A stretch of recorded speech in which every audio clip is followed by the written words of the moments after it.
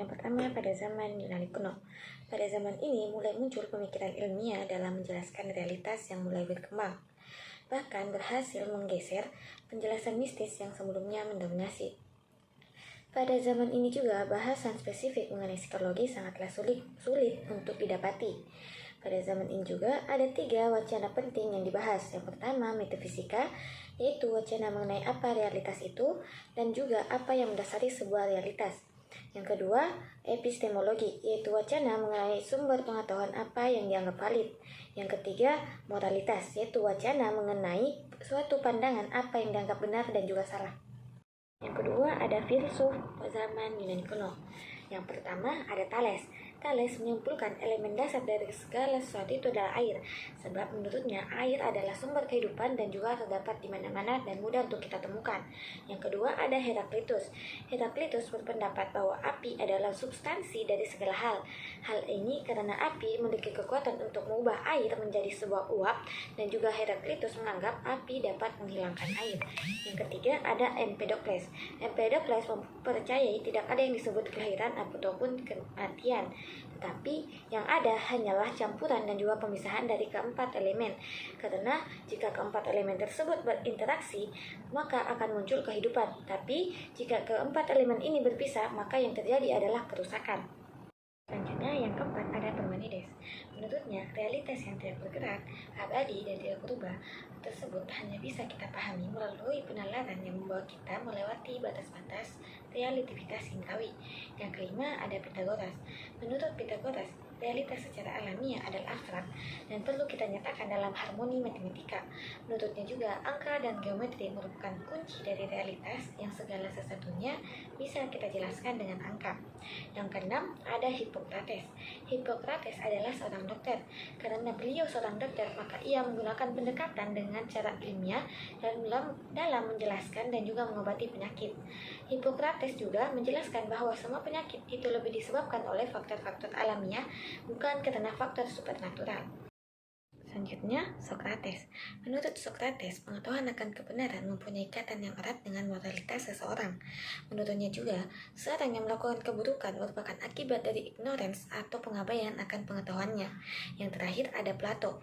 Plato terkenal dengan ajarannya mengenai idea. Ajaran idea adalah pengembangan ajaran dari gurunya yaitu Socrates mengenai esensi. Pandangan Plato mengenai jiwa itu dipengaruhi oleh Pythagoras sebagai entitas yang bersifat imaterial dan juga kekal. Baik, yang kedua ada masa Helenistik hingga Eropa memasuki abad ke-8. Yang bagian A ada psikologi pada masa Helenistik. Sebelum memasuki abad pertengahan telah terjadi peperangan antara Peloponnesian yang berujung pada menyerahnya Athena Yunani kepada Kekaisaran Makedonian yang berpusat di Sparta, yang dipimpin langsung oleh Alexander Agung dan berlangsung mulai abad 431 sampai dengan 404 sebelum Masehi. Nah, kematian Alexander Agung pada tahun 323 sebelum Masehi menjadi momen awal dari masa Helenistik bersama dengan meninggalnya Aristoteles. Nah, pada masa Helenistik, masyarakat Yunani menolak filsafat yang bersifat abstrak dan tidak realistis. Baik, yang pertama ada skeptisisme yang didirikan oleh Pyrrho. Skeptisisme menunjukkan keraguan pada kemampuan manusia untuk sampai pada kebenaran absolut. Serta Pyrrho menolak bentuk dogmatisme, yaitu klaim bahwa terdapat kebenaran yang tidak perlu dipertanyakan. Serta skeptisisme memiliki pandangan yang hampir sama dengan kaum sofis. Bagi mereka, kedamaian mensyaratkan pengetahuan terhadap 3 hal. Yang pertama, ada pengetahuan mengenai sesuatu dan hal mustahil bagi manusia. 2 keterbatasan tersebut disikapi dengan sifat memadai. Yang ketiga, ada sikap yang diambil tersebut kemudian membawa pada antaraksia, maksudnya adalah kebahagiaan. Nah, yang kedua ada sinisme didirikan oleh Antisthenes. Yang pertama, munculnya sinisme merupakan ekspresi dari ketidakpuasan terhadap nilai-nilai yang ada dan adanya keinginan untuk menyederhanakan tuntutan akan kehidupan. Lalu, bagi sinisme, kebahagiaan hanya bisa dicapai dengan nilai-nilai atau mencukupkan diri ke alam, seperti itu. Dan untuk mencapai kebahagiaan menurut sinisme, kita harus melepaskan diri dari pengaruh eksternal maupun internal. Maksudnya adalah keinginan ataupun perasaan. Lalu yang ketiga ada Epikureanisme dan Stoicism. Nah, Epikureanisme terkenal dengan atomisme dan hedonisme, serta mempercayai bahwa manusia terbentuk dari atom yang bergerak secara dinamis hingga membuat manusia dapat bertindak bebas. Stoicism didirikan oleh Zeno. Ajaran ini mempercayai bahwa meyakini nalar merupakan otoritas yang tinggi dan alam semesta diatur oleh aturan yang dapat dipahami nalar, dan meyakini bahwa nilai yang paling utama bagi mereka adalah kehidupan yang sesuai dengan alam. Nah, pada masa Kekaisaran Romawi, mereka lebih tertarik pada teknologi administrasi dan dipengaruhi oleh doktrin gereja yang menguasai kekaisaran. Dan Kekaisaran Romawi berlangsung hampir 500 tahun dan dipimpin oleh Julius Caesar dan berakhir pada tahun 470-an ketika terbunuhnya Kaisar Romulus Augustus. Beberapa tokoh pada masa Kekaisaran Romawi ini, yang pertama ada Philo. Philo berpendapat bahwa manusia terdiri dari raga dan jiwa, di mana raga terbuat dari tanah dan jiwa merupakan bagian dari cahaya Tuhan. Ada Galen yang merupakan dokter Kekaisaran Romawi. Galen berupaya keras melakukan penelitian mengenai obat-obatan dengan metode eksperimen dan membantu masyarakat dalam mengatasi penyakit-penyakitnya dan berusaha memahami sebab akibat suatu penyakit maupun kematian. Galen mengembangkan tipe kepribadian berdasarkan 4 cairan, yaitu darah, empedu hitam, empedu kuning, dan lendir. Menurut Plotinus, segala sesuatu bersifat hierarkis, yaitu yang berada pada hierarki tertinggi adalah Tuhan. Seperti Plotinus berpandangan jiwa merupakan sesuatu yang bersifat imaterial. Tidak seperti Stoicism, Plotinus menjelaskan kebahagiaan dengan menyarankan untuk membersihkan diri dari zat material. Yang keempat ada Saint Augustine. Filsafat Augustine berfokus pada spiritualisme manusia. Ia juga meyakini bahwa jiwa adalah entitas spiritual yang terpenjara dalam raga yang bersifat material. Serta ia meyakini bahwa rasio dan pengalaman indrawi penting hanya jika sesuai dengan kehendak Tuhan. Baik, yang ketiga ada masa kegelapan. Nah, di dunia barat abad pertengahan dimulai pada tahun 476 Masehi, yaitu ketika Kekaisaran Romawi hancur dan berakhir pada tahun 1453 Masehi. Nah, awal abad pertengahan ditandai dengan menurunnya ilmu pengetahuan dan pertengahan abad ditandai dengan mulai bangkitnya ilmu pengetahuan. Jadi bisa kita bedakan dengan membolak-balikannya. Itu masa kegelapan sering dikaitkan dengan masa awal abad pertengahan karena pada masa itu perkembangan ilmu pengetahuan mengalami kemunduran dan tidak adanya tempat untuk berkembang. Selanjutnya, kita masuk pada masa pertengahan. Pada awal abad pertengahan, Eropa Barat memasuki zaman kegelapan, sekitar abad ke-7 hingga abad ke-14. Keilmuan yang awalnya dikembangkan oleh para filsuf Yunani, di sini dilanjutkan oleh para pemikir Muslim. Di zaman ini, ilmu psikologi atau ilmu an-nafs yang berkembang itu hanya membahas perilaku dan juga proses mental manusia. Selanjutnya ada pemikir Muslim. Yang pertama ada Al-As'ad bin Qais Al-Kindi. Al-Kindi di sini berusaha menyatukan antara teologi dan juga filsafat. Menurut pemikiran Al-Kindi mengenai psikologi adalah mengenai jiwa, kecerdasan dan strategi kognitif dalam mengatasi grief atau kesedihan. Yang kedua, ada Abu Bakar Muhammad Ibnu Zakaria Ibnu Yahya Ar-Razi. Pemikiran Ar-Razi tentang psikologi yang kita temukan dalam bukunya At-Tib Ar-Ruhani itu membahas tentang keutamaan dan juga kemuliaan akal, pengendalian hawa nafsu, pemikiran Plato mengenai etika, faktor-faktor yang menyebabkan cacatnya jiwa, dan juga ketakutan akan kematian. Tokoh yang ketiga ada Abu Nas Muhammad Ibnu Tarkan Al-Farabi. Al-Farabi kita kenal sebagai ahli psikologi sosial karena ia dianggap sebagai orang pertama yang menyatakan bahwa manusia mempunyai kecenderungan untuk selalu bersama dengan orang lain, dan juga kesempurnaan manusia akan tercapai jika mereka hidup dengan orang lain. Yang selanjutnya ada Abu Zaid Ahmad Ibnu Sal Al-Balki. Menurut Al-Balki, gangguan pada jiwa diyakininya bisa menyebabkan gangguan pada fungsi tubuh. Begitupun sebaliknya, gangguan pada tubuh bisa menyebabkan gangguan pada jiwa. Yang kelima, ada Abu Ali Al-Husain Abdullah Ibnu Sina. Ibnu Sina mengembangkan hierarki jiwa yang pernah disampaikan oleh Aristoteles menjadi 3 tingkatan, yaitu jiwa nabati atau vegetatif, jiwa hewani atau animal, dan jiwa insani atau rasional. Ibnu Sina juga meyakini bahwa fisiologis tidak selalu bersumber dari masalah fisiologis, tetapi bisa juga bersumber dari aspek psikologis. Yang keenam, ada Abu Ali Ahmad bin Muhammad bin Yakub Ibnu Miskawai.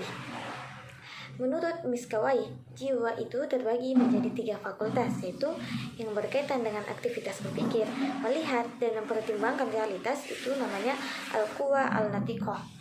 Jiwa yang berkaitan dengan aktivitas emosi, ambisi, keberanian, dan harga diri adalah al-quwa syahwiyah. Selanjutnya, serta jiwa yang berhubungan dengan aktivitas nafsu syahwat, makan, minum, dan seksualitas adalah al-quwa al-ghadabiyah. Abu Hamid Muhammad Al-Ghazali. Al-Ghazali meyakini bahwa pengetahuan itu bersumber dari 3 hal, yaitu indera, akal, dan intuisi. Menurut Al-Ghazali, akal merupakan sesuatu yang penting bagi sumber pengetahuan. Al-Ghazali juga menjelaskan bahwa psikologi itu terpusat pada upaya dalam memahami diri manusia, seperti tujuan hidup dan juga faktor-faktor yang membuat manusia bahagia dan celaka. Yang ke-8, ada Fakhr Al-Din Muhammad Umar Ar-Razi. Ar-Razi menjelaskan 8 tipe kepribadian dan karakteristiknya, yaitu kepribadian sanguinus panas, flegmatis dingin, melankolis basah, kolerik kering, sanguins kolerik panas kering, sanguins melankolis panas basah, flegmatis kolerik dingin kering, flegmatis melankolis dingin basah. Yang ke-9 dan yang terakhir itu ada Abu Walid Ibnu Rusyid. Pemikiran Ibnu Rusyid yang berhubungan dengan psikologi adalah mengenai jiwa, kecerdasan, dan kebahagiaan. Ibnu Rusyid juga membagi jiwa manusia menjadi 5 fakultas, yaitu nutritif, sensitif, imajinatif, rasional, dan apetitif. Baik, di sini saya akan melanjutkan materi dari rekan saya dan saya akan membawakan materi pada bagian 4. Materinya adalah masa Renaissance di Eropa hingga Wundt berhasil mendirikan psikologi sebagai ilmu. Pada tahun 1400-an, Islam mulai mengalami kemunduran dan juga otoritas gereja pun mengalami kemunduran. Akan tetapi, Eropa pada saat itu mulai mengalami kebangkitan. Nah, kebangkitan Eropa pada masa itu disebut juga sebagai masa pencerahan atau Renaissance ataupun Enlightenment. Nah, itulah sedikit gambaran mengenai masa Renaissance di Eropa hingga Wundt berhasil mendirikan psikologi sebagai ilmu. Jadi, secara umum dapat kita katakan bahwa masa Renaissance ini ada karena adanya kemauan untuk melepaskan diri dari ikatan feodal untuk menjadi masyarakat yang bebas, termasuk kebebasan untuk melepaskan diri dari ikatan agama, sehingga menemukan kemajuan dalam kemandirian. Nah, antroposentrisme tersebut menjadi pandangan hidup dengan humanisme sebagai alur utama filosof. Nah, dari semua ini, manusia mulai memiliki pemikiran-pemikiran yang baru dan pemikiran-pemikiran yang bebas dan tidak lagi didominasi oleh doktrin keagamaan. Manusia bebas memikirkan diri sendiri, alam semesta, sehingga melahirkan banyak pengetahuan baru, seperti pengetahuan tentang alam semesta dan segala isinya. Jadi bisa dilihat di slide di samping saya, yaitu ada kontribusi peradaban Islam terhadap Renaissance, di mana Islam di sini ternyata tidak diakui oleh semua kalangan. Akan tetapi ada beberapa kalangan yang mengakui bahwa Islam memiliki kontribusi yang besar terhadap masa Renaissance atau masa pencerahan yang terjadi di Eropa. Adapun tokoh-tokoh pencetus masa Renaissance dapat dibaca di samping saya. Nah, pada bagian Goicentry vs Holicentry, di mana Renaissance adalah salah satu dari tanda tersebut dengan adanya evolusi sains, khususnya dalam bidang astronomi, yaitu pergeseran pemikiran dari teori geosentris menuju teori heliosentris. Nah, pembahasan yang terakhir yaitu mengenai empirisme, rasionalisme, dan positivisme, seperti yang ada pada slide di samping saya. Baik, di sini saya akan menjelaskan pasca pendirian psikologi sebagai ilmu. Ilmu psikologi menjadi ilmu yang mandiri, mendapatkan reaksi yang beragam. Pada saat itu, muncullah beberapa tokoh yang pemikirannya berpengaruh terhadap perkembangan psikologi seperti Franz Brentano, Carl Stumpf, Oswald Koop, dan Hermann Ebbinghaus. Tokoh-tokoh tersebut sebagiannya mengapresiasi dan melanjutkan pemikiran Wundt, dan sebagiannya lagi menyampaikan kritik dan mengajukan pemikiran-pemikiran yang baru yang berbeda terhadap pemikiran Wundt. Nah, saya akan menjelaskan pendapat-pendapat para tokoh ilmuwan tersebut yang dimulai dari Franz Brentano. Franz Brentano lahir pada tanggal 16 Januari 1838 di Marburg, Jerman. Brentano ahli dalam bidang bahasa, matematika, teologi, dan filsafat. Brentano memiliki pandangan tentang psikologi adalah the science of mental phenomena. Dapat diartikan pernyataan tersebut merupakan sesuatu yang dapat diketahui melalui pengalaman. Tokoh yang kedua bernama Carl Stumpf. Stumpf menyampaikan kritik terhadap Wundt yang melakukan penelitian mengenai akustik dengan menggunakan metode introspektif eksperimen terhadap subjek yang tidak mengerti akustik. Perlu diketahui bahwa tokoh tersebut yang bernama Wundt atau Wilhelm Wundt dijuluki sebagai bapak psikologi dan memiliki peran penting di ilmu psikologi. Wundt sendiri lahir pada 16 Agustus 1832 di distrik Neckarau. Sedangkan tokoh ketiga bernama Oswald Koop. Oswald lahir pada tanggal 3 Agustus 1862 di Latvia. Pendapat Oswald sendiri memiliki perbedaan mempelajari proses mental. Oswald meneliti pemikiran dengan menggunakan eksperimen yang dinamai systematic experimental introspection. Hal ini berbeda dengan metode experimental expression-nya Wundt yang menghindari retrospective report. Dan perbedaan lainnya mengenai pandangan Wundt bahwa semua pemikiran pasti merujuk dan bersumber dari hasil penginderaan, kesan indrawi, ataupun perasaan yang sebelumnya dialami. Tokoh yang keempat atau tokoh yang terakhir bernama Hermann Ebbinghaus. Hermann dilahirkan di Bonn pada tahun 1850. Ia dikenal sebagai ahli ilmu bahasa, sastra, dan filsafat, dan dikenal juga sebagai pionir dalam penelitian mengenai ingatan dan aplikasi psikologis dalam pengetesan aspek psikologis dengan complication test.